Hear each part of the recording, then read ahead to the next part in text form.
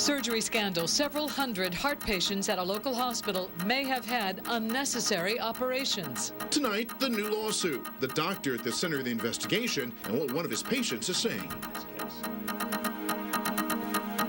Hello, everybody. I'm Denise Koch. And I'm Vic Carter. Here's what people are talking about. St. Joseph's in Towson sent letters to hundreds of patients who may have unnecessarily received stents. A tip to federal investigators sparked the investigation. WJZ is live in Pikesville, where lawyers outlined the first civil lawsuit filed in this scandal. Mike Helgren has some reaction tonight. Mike.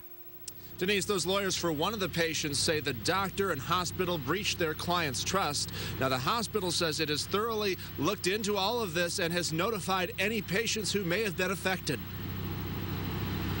A stent can be a lifesaver, opening up clogged arteries, but the operation carries risks. A patient complaint to the federal government led officials at St. Joseph's Hospital to review thousands of stent patients' records. They found more than 300 who may have unnecessarily had the procedure. In the months that ensue after a stent is placed, the only doctor implicated was one of their stars, Mark Madej. He no longer works at St. Joseph's. Gilman Bedigian's client is suing him and the hospital. Of all the places in your body to be putting unnecessary medical devices in a patient's heart with the high degree of complications that come with stents is the ultimate violation of patient trust. He expects more lawsuits. St. Joseph's tells WJZ questions about potential liability remain to be resolved. SJMC takes its responsibility to patients very seriously, which is why we conducted a review and notified our patients and physicians. Our focus has been and will continue to put patients first. If I needed another stent, I would want Dr. Madej to do it. Do you believe he saved your life? Yes, I do.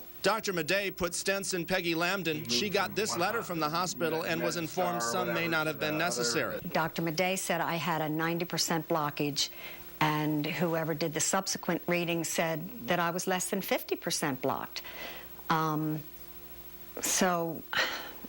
You know, I just said to him, well, how do you know who's right? Dr. Madej told WJZ's media partner, the Baltimore Sun, he's confident he acted in the best interests of his patients. He put 2 stents in, and almost immediately I felt relief. By no means are we contending in this case that St. Joseph, all of the stenting procedures that were placed at St. Joseph Hospital were done so unnecessarily. The hospital encourages any patients with questions to contact them right away. But they don't believe there's any immediate risk. Now, St. Joseph's has done about 100,000 of these operations since 1980, and some of the prominent people around the country who've had stents placed include former Vice President Dick Cheney and comedian Drew Carey. Reporting live in Pikesville, Mike Helgren, WJZ Eyewitness News.